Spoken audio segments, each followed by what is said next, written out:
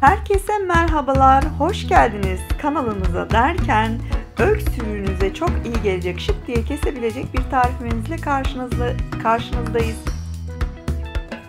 Pekmezli ayva için öncelikle ayvamızın dış kabuğundan soyuyoruz.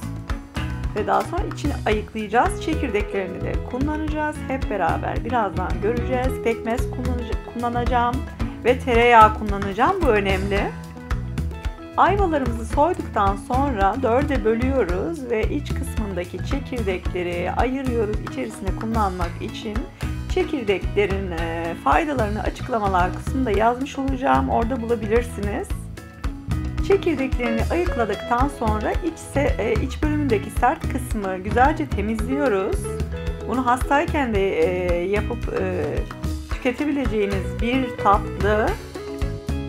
Yeri gelmişken söyleyeyim, hastayken tüketirseniz bu tatlıyı biraz daha böyle ortadan ayırıp minik doğrayıp güzelce tereyağında kavurduktan sonra içerisine zerdeçal ve zencefil ekleyebilirsiniz ve biraz da tarçın. İnceltebildiğimiz kadar inceltiyoruz, jülyen doğruyoruz ayvalarımızı. Tamamen bu incelikte oldu mu tamamdır. Ayvalarımızın da jülyen şekilde doğradık ve tereyağımızı derin bir tavamıza aldık. Yapışmaz kullanırsak çok daha iyi olur. Ve ayvalarımızı tavamızın içerisine aktardık. İçerisine tamamen ayvalarımız yumuşayınca pekmezi ekleyeceğiz ama şimdi değil. Güzelce kavuruyoruz en kısık ateşte. Ben çekim yaparken çekimde biliyorsunuz ki zor oluyor biraz. O yüzden biraz altını hafif açık bırakmışım. Biraz benimkiler fazla kızardı. Çabuk pişti. Sizler en kısık ateşte tamamen yumuşayıncaya kadar kavurun. Su eklemiyoruz. Ayvalarım tamamen yumuşadı. Artık birazdan pekmezi dökebiliriz içerisine ve döküyorum. Evet, yarım çay bardağı pekmez, 100 ml kadar. 2-3 yemek kaşığı kadar da su ekledim. Pekmez bardağımın içerisine bir çalkaladım. Onu da ekledim. Pekmezle de biraz kızaran ayvalarımızı bir kavuruyoruz, karıştırıyoruz. Burada tamamen kurutmuyoruz. Buraya dikkat edelim arkadaşlar. Öksürük halinde yapacaksanız bu ayva karışımı tatlımızı tam da burada artık zencefil, zerdeçal ve tarçınınızı ekleyip ve altını kapatabiliriz.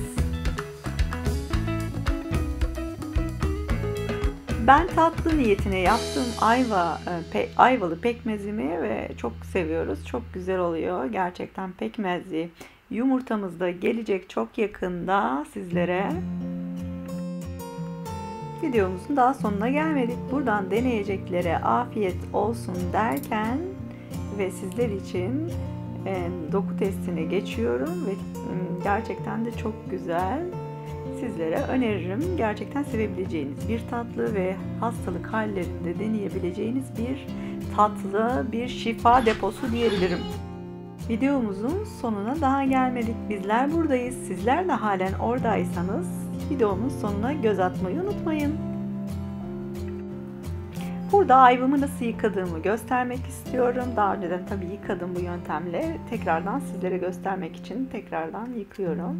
Ve su kullanıyoruz, tuz kullanıyoruz. Tuzun meyvelerin üzerinde büyük bir temizlik etkisi var. Mikrop öldürücü, çok iyi peeling görevi görüyor ve bu yöntemi tüm sebze ve meyvelerinizde uygulayabilirsiniz. Buradan belirteyim, bunu biliyor muydunuz?